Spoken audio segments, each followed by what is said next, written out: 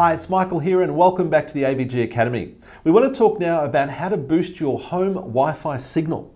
It's so important these days, isn't it, that we have a super reliable and super quick home wireless network, especially with all our connected devices, smartphones, tablets, televisions, you name it. And a lot of people tell us that their home wireless experience isn't the best, but there's heaps of things you can do to improve that. Let's look at 4 key things you can do now to optimize your home Wi-Fi signal and also add some security to it as well.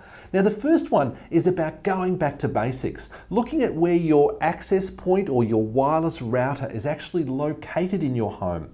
Sometimes your cable technician or your telephone company will install your home router in a place that's not very optimal for a wireless connection. So you may actually need to look at taking some steps to move it into a location that is. Now, you can use some special software or tools to do a site survey, or you can just use a general rule of thumb, which is to place it in a central location in your home generally that will give you the best coverage in a circular motion around your home.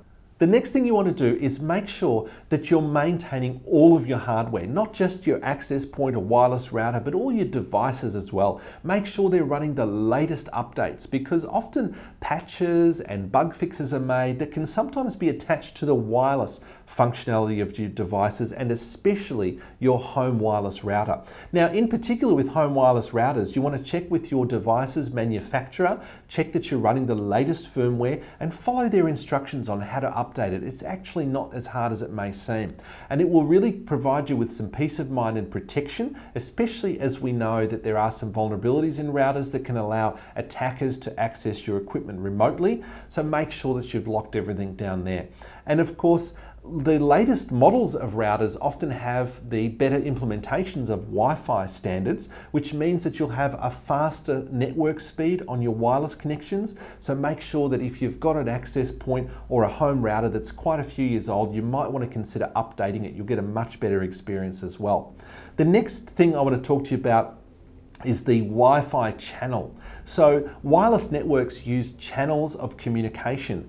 And if you have one or more wireless networks on a single channel that they conflict, there can be a little bit of degradation of performance. So what you want to do is actually make sure that when you've got neighbors in close proximity that also have wireless networks, your wireless network should best be on its own channel. And you can use some software to do this. Some routers have a built-in site survey tool that you can access through the administration console. So have a look for that and see if you can work out what Wi-Fi channels your neighbors are using, and then select a channel that they're not using for your wireless network. For some people, this makes a really big difference, especially if you're living in a congested or high density area.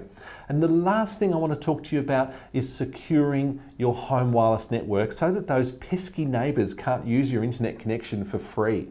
And so I'm talking about having a password set on your network that you'll need to enter on your devices, typically just once to join your home wireless network. And there's 2 things to be aware of here. The first one is the type of encryption that you're using. You should be looking at WPA or WPA2, and these will be options that are available to you in your router configuration. And the next is the type of password that you're using. I want you to use a password that is at least 20 characters in length and is actually quite complicated and very difficult to remember. Now, it's okay, unlike other passwords, that you write this one down, have it stored somewhere safe and easy to find in your home, and you may even want to place it on a sticker or a label on the underside of your access point or home wireless router for easy reference in case you need to get to it. So congratulations, we hope you've learned how to boost your home Wi-Fi signal, and we look forward to seeing you next time at the AVG Academy.